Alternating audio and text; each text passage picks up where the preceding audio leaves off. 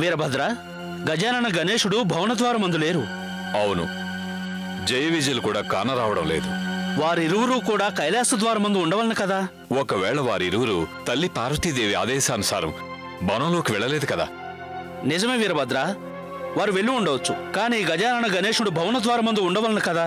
ఏదేని విపత్కర పరిస్థితి దాపరించిన గాని వారిట్ల భవనద్వారం వీడి వెళ్లరు కదా. మా ఉద్దేశంలో ఏదేని విపత్కర పరిస్థితి నివారింపుటకే గజానన గణేశుడు భవనద్వారం వీడి వెళ్ళి ఉంటారు.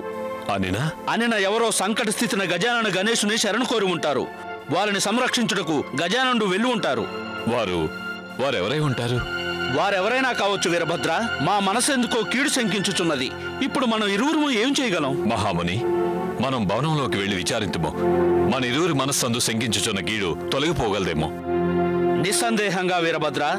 కాని ఇప్పుడు భవన ద్వారం ముందు కావలి ఎవరూ లేరు కనుక మన ఇరువురము కైలాస భవన సంరక్షణార్థము మన గజాననుడు వచ్చు వరకు భవన ద్వారం ముందే కావలి ఉండి శివపార్వతుల విశ్రాంతికి భంగం వాటిల్లుకుండునట్లా ప్రవర్తించవలే. మహాముని, మీరు గనక ఆదేశిస్తే అసలేం జరిగిందో తెలుసుకుని వెనువెంటనే మీ ముందుంచెదను.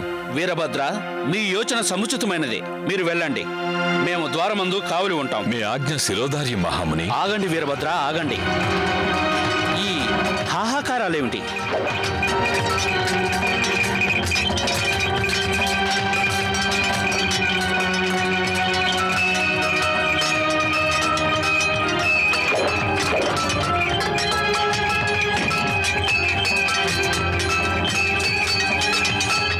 మహాముని, ఇవి అసురుల ఆర్తనాదములే.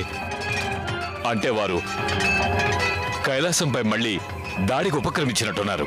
కానీ సురక్షా చక్రం ఉండగా అసురసేన కైలాసం ముందు ఎట్లా ప్రవేశించినారు? ఈ హాహాకారములకు అసురుల శక్తుల మాయా ప్రభావమే కారణమై ఉండవచ్చు. పదండి, వెళ్ళి చూచేదము. రండి.